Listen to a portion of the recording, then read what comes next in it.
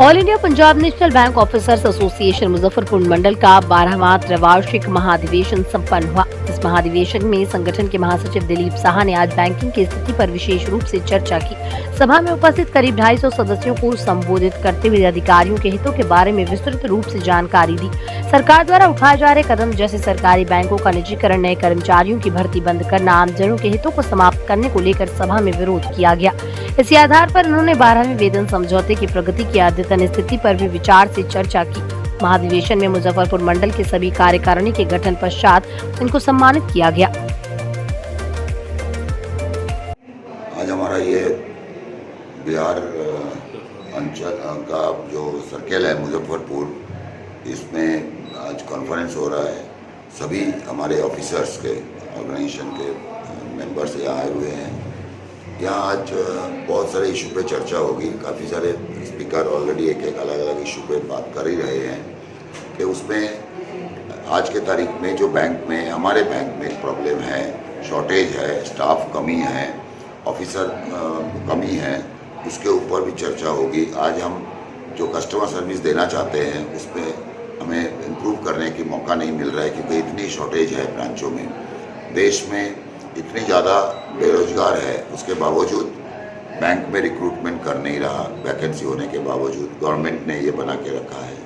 और on top of it उन्होंने जैसा कि अग्निवीर बनाया है, 4 साल के लिए नौकरी करो, तो वैसा ही बैंक को भी बोल रहा है कि आप कॉन्ट्रेक्चुअल बेसिस पे लोगों को लो।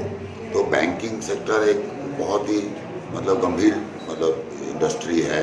इसमें कोई भी आए जाए और बिना कोई रिस्पॉन्सिबिलिटी का काम करे तो ये ठीक नहीं है। और जबकि परमानेंट नौकरी की इतनी वैकेंसी है, तो ये सब विषय पे चर्चा होगी। और भी लोगों का जो अभी वेज रिवीजन बाकी है उस पर चर्चा होगी।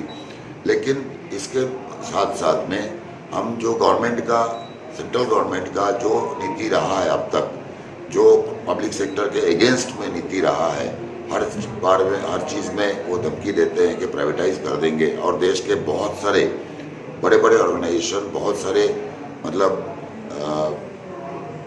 बहुत प्रॉफिटेबल ऑर्गेनाइजेशंस को इन्होंने प्राइवेटाइज कर चुके हैं, जिसमें BPCL का नाम आता है। हिंदुस्तान पेट्रोलियम को भी ये करना चाहते हैं, उसके शेयर ऑलरेडी ONGC को बेच चुका है। IDBI बैंक 2021 के बजट में उन्होंने बता दिया कि 2 पब्लिक सेक्टर बैंक, IDBI सहित 2 पब्लिक सेक्टर बैंक को हम प्राइवेटाइज करेंगे। तो हमने पिछले 2 साल में एजिटेशंस की है, काफ़ी सारे प्रोग्राम बनाई हैं। उसके कारण अब तक तो पार्लियामेंट में लाया नहीं है। लेकिन ये गवर्नमेंट का जो नीति है उसके खिलाफ भी हमारे कैसे इफेक्ट होता है बैंकर्स को। और पब्लिक सेक्टर बैंक जो साधारण लोगों को बैंकिंग सुविधा देती हैं, जो KCC लोन करते हैं, छोटे वर्ग के गरीब के लिए जो प्रोग्राम बनाया उसको इम्प्लीमेंट करते हैं। जनधन खाते में जो है public sector bank and regional rural bank मिलके 97.1% खाता खोली है। प्राइवेट सेक्टर बैंक ने 3% से कम खाता खोली है। तो उसके बावजूद इनका पूरा मनसा है कि देश में खाली थोड़े ही लोग अमीर बने और बाकी कुछ नहीं रहे। तो ये सब के ऊपर ज़रूर चर्चा होगी। और प्राइवेटाइजेशन के खिलाफ हम लोगों को तैयार करते हैं हर जगह पे, हर सर्कल में। कल हम वहाँ चंपारण में थे, तो हम लोगों को, हमारे ऑफिसर्स को, सबको तैयार कर रहे हैं कि इसके लिए बड़ा लड़ाई लड़ना पड़ेगा तो हम लड़ेंगे।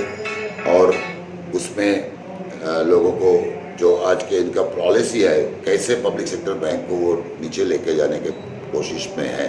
और खाली बैंक नहीं, पब्लिक सेक्टर इंश्योरेंस कंपनी हो या बाकी हो, सभी को ये प्राइवेटाइजेशन का जो भूत चढ़ा हुआ है, इसके खिलाफ हम संघर्ष करते रहेंगे। लेटेस्ट खबरों के लिए देखते रहिए MUZ न्यूज और ताज़ा अपडेट पाने के लिए चैनल सब्सक्राइब करना ना भूलें।